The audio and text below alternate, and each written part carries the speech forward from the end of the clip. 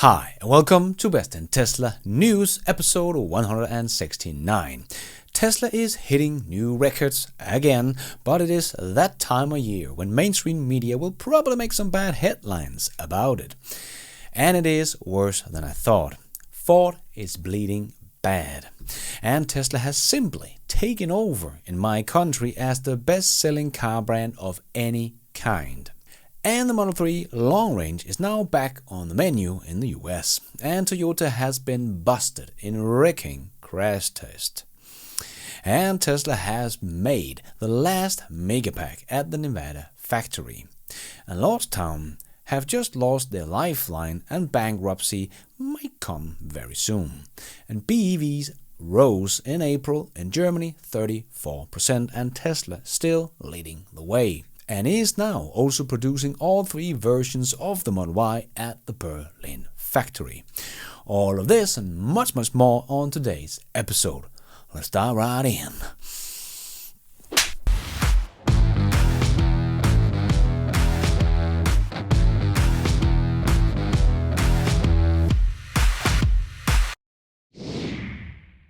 Let's put our living stereo stylus in this groove.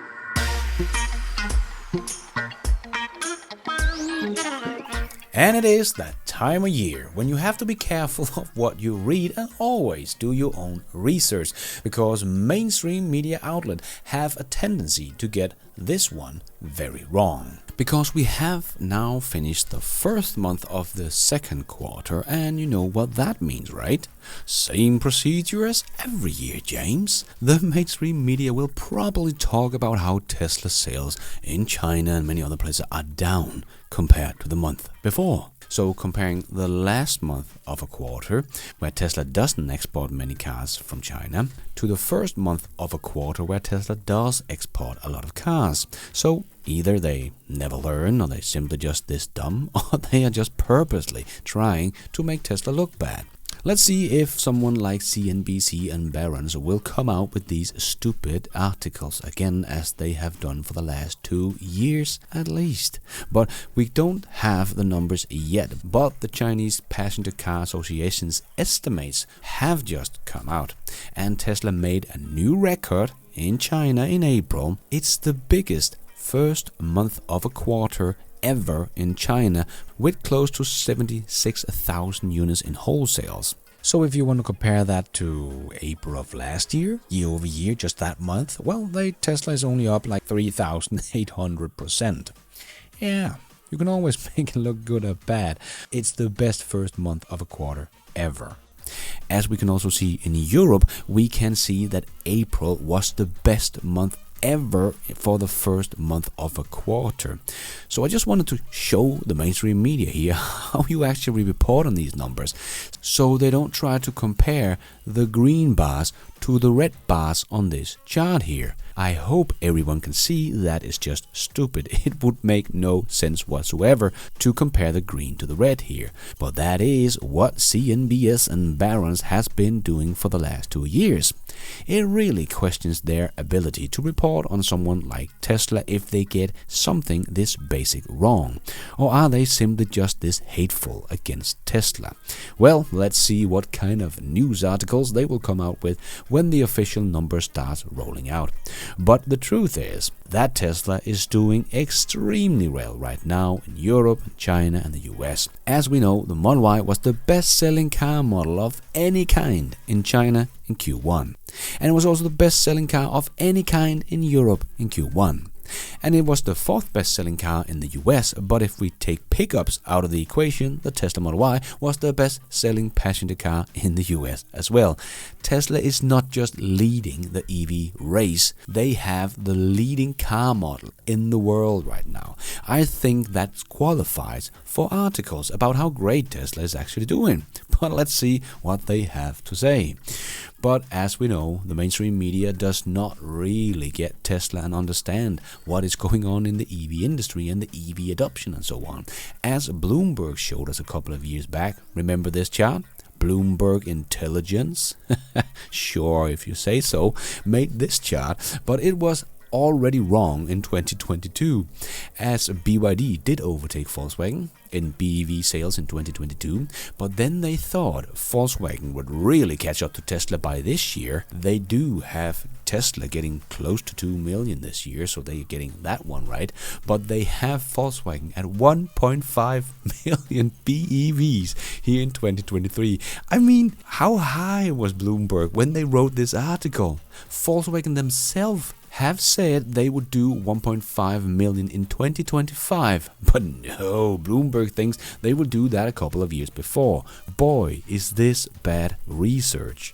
And in 2022, they had the Volkswagen Group at 700 or 900,000 units here on the chart, but they only made 572,000 units. And here in Q1, they delivered 141,000 units globally, so no way they're going to get even close to 1.5 million BEVs this year. I put them at 900,000 in 2023 back in 2021 when I talked about it in my video, but that seems to be even a bit too optimistic, as I talked about before, as they will probably get closer to last year's goal of 750,000 units. But even that might be a stretch. I have them for 650,000 now. As we still see, Volkswagen's BEV sales are still seeing seasonal changes, that their sales in Q1 are down compared to Q4, which we don't see with Tesla because they're growing so rapidly. Tesla's Q1 numbers are still bigger than Q4, even with the seasonal change. So Tesla continues to be the fastest growing here. But Bloomberg thinks Volkswagen will overtake Tesla next year. As you can see, Bloomberg thought Tesla's growth would just be very linear and actually slow down after 2022. But if we look at the actual numbers and what happened, we can see Tesla is not growing in a linear fashion.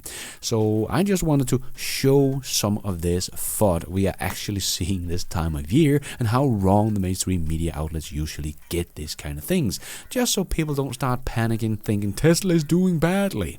Remember, follow the trend lines, not the headlines. And do you want to get smarter faster?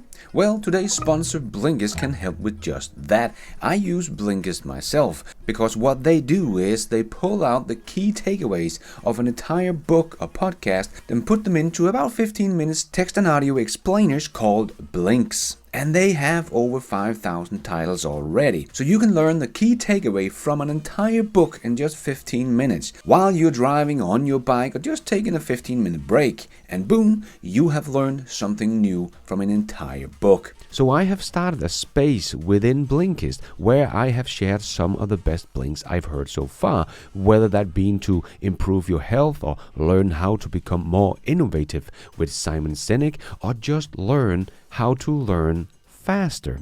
I started my Blinkist journey by hearing the blink from Josh Kaufman called The First 20 Hours that teaches you to learn the basics of pretty much anything in 20 hours by using rapid skill acquisition. This is the way I try to develop my skills as a video editor and much more. And if Blinkist wasn't fast enough, I love that you can speed up the read of the book. So I usually hear my blinks in 1.25x speed. So for example, this 12-minute blink I consume in just a little over 9 minutes and got the key takeaway of Josh's book in just a little over 9 minutes, and now I can learn everything faster. So down below you will not just find the link to Blinkist, where you will get a 7-day free trial and 25% off Blinkist annual premium by using my promo link in the description. But I will also leave a link to my shared space called Best in Tesla Learning Space, where I have shared some of my favorite blinks and will add more over time. So if you're already using Blinkist, please click the link down below, and I hope you will also share your favorite blinks so we can all learn together. And as you can see, you can even leave little notes about the book to your friends sharing this space. So please do yourself a favor, click the link below, get started with Blinkist, and come join me in my space so we can all help each other to grow a little more every single day. And a big thanks to Blinkist for sponsoring this video. But in my country of Denmark, the Model Y and Tesla as a brand has simply just taken over. In my country of Denmark, the Model Y did become the best-selling car of any kind in April. That is the third month in a row that Tesla Model Y took the #1 spot. But the Model 3 is even in the top 5 as well. Very impressive from Tesla to have 2 models in the top 5 of the best-selling car models of any kind. Here in Denmark, Tesla even did rise the price a bit, as we have seen many places around the world, probably to show the people there are no more price cuts coming right now. Better get your Tesla now before the price goes up again. In Denmark, it went up about $1,100 for the rear-wheel drive version of the Model Y. Tesla doesn't just have the best-selling EV model or have the best-selling car, period. Tesla is the best-selling car brand in Denmark of any kind, and pure BEV sales in Denmark stood for 30% now. Diesel and gasoline stood for only 40%. So in my country, the legacy automakers have really been overrun by Tesla and the EV adoption. No one of the legacy automakers are producing 30% BEVs. So Tesla went from 2.3% market share in the same period last year to 11.8% market share. No, not EV market share. Overall car market. Tesla grew to become the biggest car brand in Denmark. Very impressive, especially with all this talk about advertising Tesla need to do, and people don't know about Teslas. Well, in my country, they seem to do. I think many of us in the Tesla community underestimate how many people knows about Tesla and some of their advantage, because we still meet people that don't know anything about Tesla or hardly know they exist. But when you start to looking into EVs, you will find out about Tesla, just as we saw with the Super Bowl commercial that GM and Polestar and many others did last year. That made the search for Tesla go up. But also, just remember how much reach Tesla has because of their social media platforms. That is unlike any other car brand in the world. Tesla had 19 million followers on Twitter in 2022. That has just reached 20 million. And of course, Elon's over 120 million. But Tesla's total post views in 2022 were 1 billion views. Compare that to someone like Audi, that is kind of the same size automaker now, as we know, and also a very popular brand. They have 607,000 followers on Twitter, 607,000 against 20 million. Tesla's YouTube channel has 2.38 million followers and Audi's 248,000. We can go on and on. My point is here that Tesla had 1 billion views last year on Twitter. No other automaker even come close. I hardly think their $6 billion of advertising get them these kinds of views. And no other automaker has the community like Tesla does, like me and millions of others making free videos on Tesla. So yes, if the others need to get this much attention as Tesla does, they do need to advertise. But Tesla does make advertising and marketing, but just not in the old-fashioned way with TV ads. But I think that is money badly spent, as who is watching Flow TV these days? I don't, and I don't know any of my friends and family that actually do. But again, where were this talk 2 years ago when the prices of the Tesla was pretty much on the same level as they are today? And like I said before, advertising will not give you a bigger addressable market. But I think my country is a very good example of how Tesla really doesn't need to advertise right now more than what they are already doing on social media and so on. It's the best-selling car brand of any kind and has the best-selling model of any kind in my country by far. I mean, look at the top 5 models here in my country in 2023. I'm glad they didn't waste money on ads in my country anyway. As we can see, it would have been a waste of money. And the Model 3 Long Range is now back in the menu in the US after about 9 months that people in the US have not been able to buy the Model 3 Long Range. It is back. It is not the refreshed Highland Model 3 we are waiting for, just the good old Model 3 Long Range, but it should come with LFP batteries now instead of the lithium batteries. So that's pretty cool, as the car is now listed as having 325 plus miles of range. The plus is probably just because we are missing the EPA range on it. So this is Tesla's estimates. But compared to the previous 358 miles EPA range, it could suggest that it is using LFP batteries. As it is less energy dense technology, it would make sense that the pack might have less energy in it and therefore less range as a result. But that should also mean that Tesla should save about 30% in cost on the batteries in the battery pack, and the owner of the vehicle can charge it up to 100% without damaging the battery's life, and the battery itself does not have any cobalt in it. So now more Tesla models than just the standard range are being run on cobalt-free batteries, so that's very cool. And the car is now also listed to receive only 3,750,000 of the US EV tax credit, like the standard range, also indicating that the batteries might not be made in the US, but is probably from CATL in China, and therefore the LFP batteries. It is of course not for certain that it's the LFP batteries. It could also be CATL's new M3P batteries, which we've been hearing about before. We just don't know, but hopefully we will know more soon. So the Model 3 long range is available to order now, with delivery starting in June. So already next month. So going to be exciting to see if this can boost the Model 3 sales, or if people are holding back until we see the rumored refreshed version of the Model 3, the Project Highland. So we are still hearing people like Gordon Johnson talking about how the competition that is coming. Well, Ford has been so kind opening up their EV business to the world, and we can see just how the so-called competition is doing. And it's not looking good. I made a whole video about this week, so if you want to learn more, check that one out, but here are some of the highlights. So, Ford sold 12,000 EVs in Q1, which is down 33% year over year. So that's not good. Had this been Tesla, the mainstream media would have been all over it. But for the Ford Mach-E to be down in a market that is rapidly growing is not a very good sign. It is not as easy as Tesla makes it look like.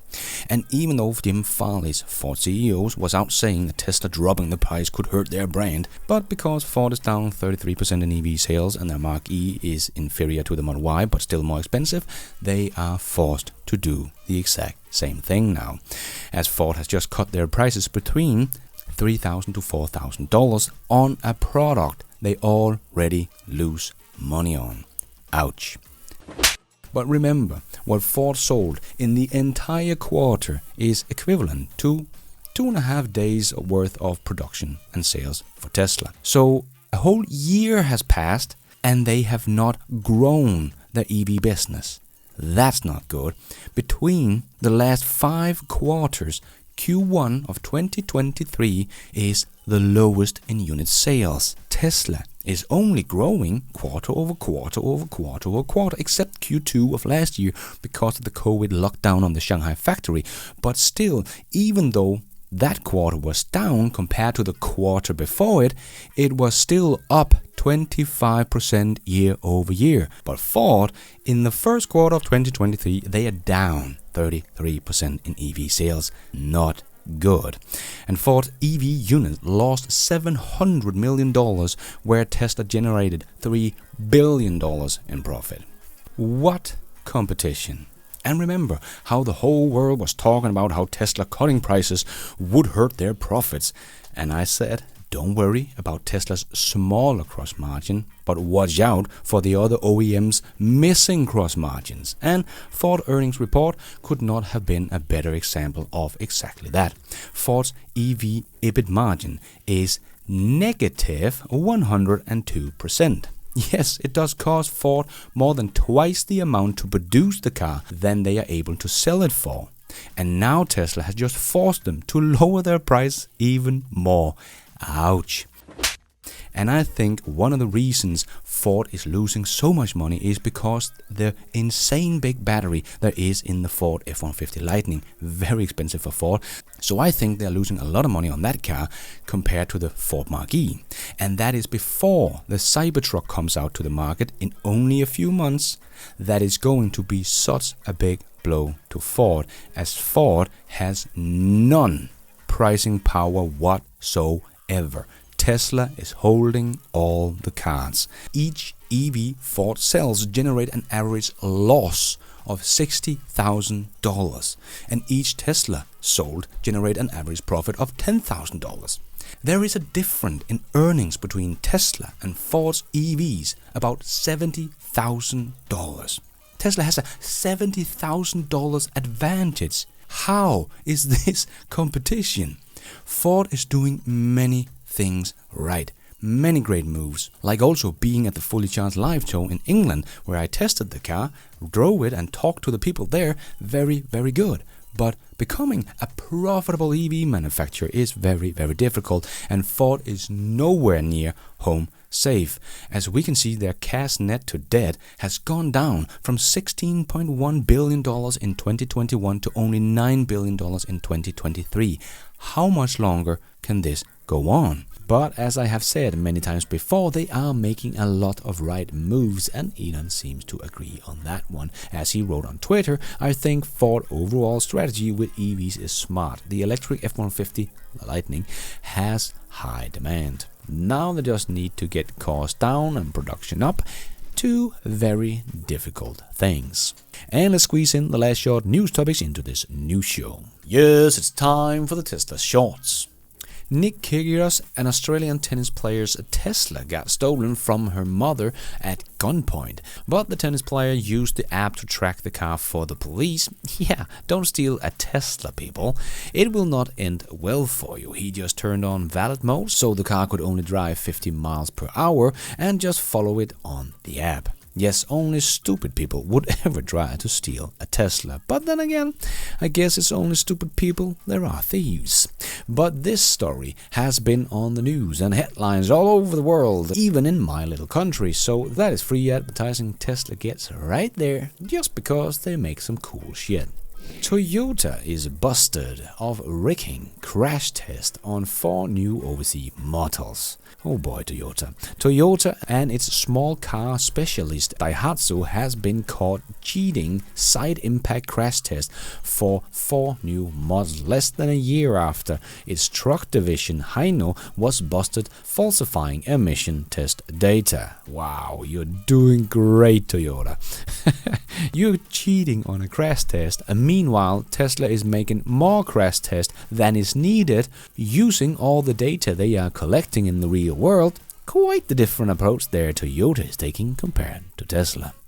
And according to Teslarati, Tesla has been expanding the Fremont factory, filing has shown in the past month. But now it is applying to install what is likely more battery manufacturing equipment in the plant to help the 4680 cells for the Cybertruck. And the EV startup Lordstown just hit another major hurdle in its journey to bring their endurance electric pickup truck to market. According to the SEC filing on Monday, Lordstown may be facing bankruptcy after Foxconn, which has been a lifeline for the company thus far, signaling an end to their investment agreement. And BYD sold 210,295 new energy vehicles, so including plug-in hybrids, in April, up 98% from 106,042 units in the same month last year. But we can see they're not growing much from the March numbers, only 3,000 units more than in March, and they're not really exporting a lot of cars. So it looks like BYD has reached kind of the max capacity in China anyway, or maybe something else is going on.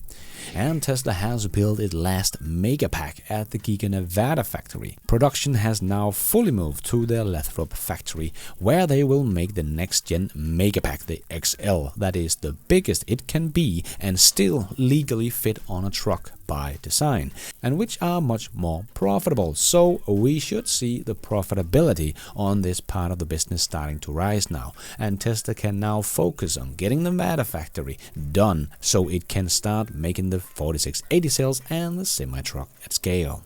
And Sawyer shared on Twitter that Tesla is globally putting up a new supercharger station every 13 hours. No one is keeping up with this, and Tesla will be the all-dominating force in the charging infrastructure. And SpaceX President Gwynne Shotwell earned 2023 Rotor National Award for Space Achievement. Very well deserved. And Tesla is apparently building a new lithium lab in Sparks, Nevada, according to a new building permits obtained by Electrek. Tesla has been talking about mining lithium in Nevada with a new technique, but Tesla has not talked much about it since they first announced it at Battery Day in 2020. It is still unclear what role this new Tesla lithium lab will play, but Tesla is taking on more and more processes to make sure they are in control of their own destiny. And Tesla appears to also have been seeking opportunities for industrial facilities, mineral extraction and processes project permitting reforms in Ontario. The plans were shared in a document filed with the Ontario government, so maybe more lithium and nickel mining and refining are coming from Tesla in Canada, as Canada is big on materials but lack the refineries. But time will tell. And a trucking event will provide independent Tesla Semi performance data, as Run On Less electric truck performance event will give an inside look to the operation of PepsiCo's Tesla Semi. So that is going to be very exciting. Can't wait to hear more about that. And we got some great pictures this week of Tesla's Model Y's towing power, thanks to Thomas Bowen, who shared on Twitter pictures of him towing his boat and getting it in the water. Yep, the Model Y can tow up to 1,600 kilos. Nice. And Joe Techmeyer shared on Twitter there are 18 new permits filed with the city of Austin for Giga Texas, March to May. Cyber restroom? No, Brian, I'm pretty sure you have taken that picture somewhere in Wales, but anyway. And then Tesla road widening, boat dock and building extension and tons of interior changes. Here are a few maps showing location, and Joe will go into these more in depth in future videos, so that's very cool. Because as you can see on this map, the factory is only a small part of this whole area. So a lot of cool things are coming out of the Giga Texas area. And according to Tesla Mag, the Model Y standard range is now being produced at the Berlin factory with BYD's Blade batteries we have been hearing rumors about before. So now Tesla should be making all three models of the Model Y in Germany. Things are progressing just fine in Germany. And so is the BEV sales, as BEVs rose 34% in April in Europe's biggest market in Germany. And the biggest winner was, yes, Tesla, as Tesla sales in April rose 272% year over year. And the trend of hybrids losing markets continues as well in Germany. Plug-in hybrid cars registration fell 46% in Germany in April. Government incentives for plug-in hybrids were dropped entirely in January, so that probably had a big effect, even though the government subsidies for battery electric vehicles were also significantly reduced in January, but still they grew 34%. So yes, stupid hybrids are dying and BEVs are continuing to rise, and Tesla continuing to lead the way. And before we end up with a bit of fun, I just want to make a quick shout out to my newest patrons and members of this YouTube channel. My new Patreon producer Jeff Urbers and my YouTube member Lester Nilsson. Thank you so much for all your support. I am doing this all by myself, but you guys are all the producers of this new show. Thank you. And a big and special thanks to Supporter of the Week, and this week's winner is Peter Helander. Peter is a performance patron of mine and is always very active, sharing Tesla contents, and not just to me but to everyone on social media. So thank you so much for all your support, Peter. I will contact you on Patreon to get your address so I can send you your Supporter of the Week winner t-shirt. And let's end off with a bit of fun, because Tesla was actually out showing this week that they have a very good sense of humor. As Tesla shared this picture on Twitter and wrote, "Another Cybertruck windshield wiper arriving at Giga Factory. It's happening, people."